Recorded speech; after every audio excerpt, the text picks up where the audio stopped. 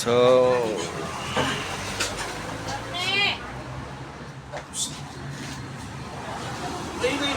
Lagi lang nakapulupot din eh. Hindi lang nagawa. so mga tropa, may dinala sa atin dito na Honda Click. So ang problema nito, hindi umaandar. So pag nag-on ka ng susi, so may check engine. Tapos hindi siya umaandar. So meron akong sakit dito mga tropa, ito. So makakabili kayo nito sa online, yung ganitong sakit, para ma-check nyo yung check engine ng motor nyo kung ano magiging problema. So plug and play lang ito, sasalpak nyo lang dyan. Pagka naisalpak nyo na, on nyo yung susi, tapos makikita nyo may check engine. Ayan. So naging check engine ito is 1 long, 2 short.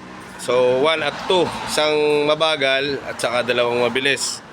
So dun sa mga hindi nakakalam kung ano yung check engine, pagka 1 long 2 short, yan yung sa throttle body. So pag throttle body mga tropa, ang kasama nun itong injector. So ang checkin nyo doon yung fuel pump, tapos yung linya ng throttle body nyo, at saka itong linya ng injector, itong dalawang wire. So magte-test light lang kayo dito mga tropa. So papakita ko sa inyo kung paano mag-test light nito, para makita nyo kung may power. Dito sa kulay brown na wire sa may injector. Tapos dito naman sa may fuel pump,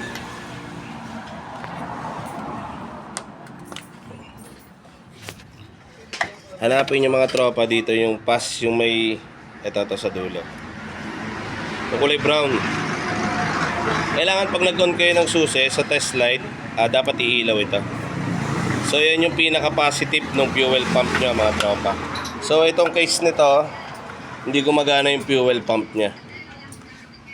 So dapat kasi mga tropa, pagka nag-on kayo ng susi, uugong na tong fuel pump. So ito, maririnig naman yan eh.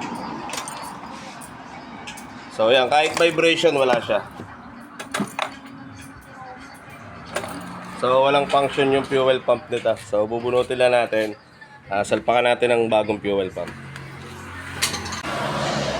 So dito mga tropa, ginamitan natin to ng test light. Ayan. So gagawin nyo, kabit nyo lang to sa negative. Ayan mga tropa. So nag-test tayo rito sa sakit ng fuel pump. So ang lumabas dito, yung brown na may lining na yellow. So walang linya ng kuryente mga tropa. Ito, i-on natin yung susi. Tapos salpak natin dito. Tayong taga-camera eh. Maayos eh. So yan oh. So wala siyang kuryente na pumapasok pag nag-on ka ng susi. So dito to sa sakit ng fuel pump mga tropa. So ang gagawin nyo dyan, check nyo itong mga fuse kung may linya. So ganun ulit, lagay nyo sa negative yung test light nyo, yung clip. Kasi ang kukunin nyo ay yung positive. Tapos, pakay rito, kung hindi kayo pamilyar sa mga fuse ng Honda Click, machi-check nyo yan dito sa box nya mga tropa. So, ito yung coding ng fuse nya. So, hanapin nyo rito kung nasaan yung fuse ng fuel pump. So, nakalagay yan dito mga tropa, sa dulo, sa bandang kanan. Ayan, 10 amperes. So, test light nyo to. On nyo muna yung susi. Ayan, naka-on. Tapos check nyo kung may linya yung magkabilang dulo, kung iilaw. So yung kabila may ilaw. Ito. Tapos check natin yung kabilang side nya. Ito mga tropa, wala. So possible to, putol yung 10 amperes na fuse nung fuel pump. So check natin.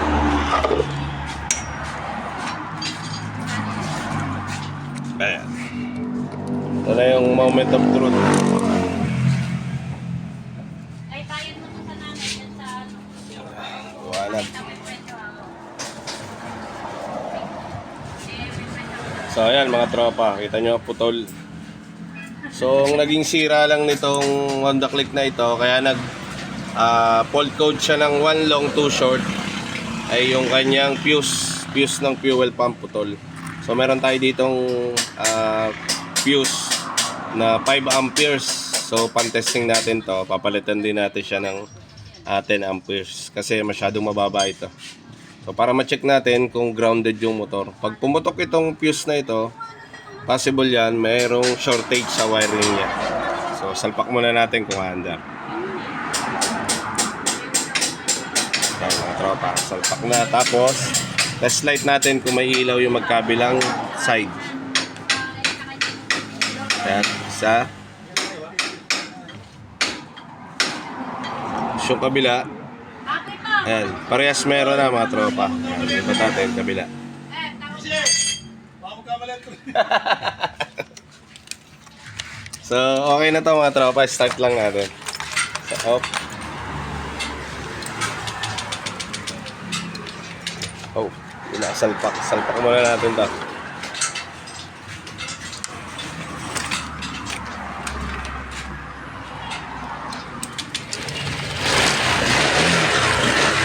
Okay na to. So yun lang, pwede nyo gayahin nyo mga tropa pagka hindi umandar yung motor nyo at may check engine. Pwede nyo salpakan ng ganito. Kung wala kayong ganitong nabibili, pwede kayong gumamit ng paper clip. Tapos meron akong vlog ng pag-check nito kung paano malaman yung fault code. Maglalagay lang kayo ng paper clip dito mga tropa. Check nyo yung YouTube ko, nandoon yung ibang video ko. Paano mag-diagnose ng mga fault code. So ito, naging problema nito ay doon lang mga tropa. Pumutok lang yung fuse niya.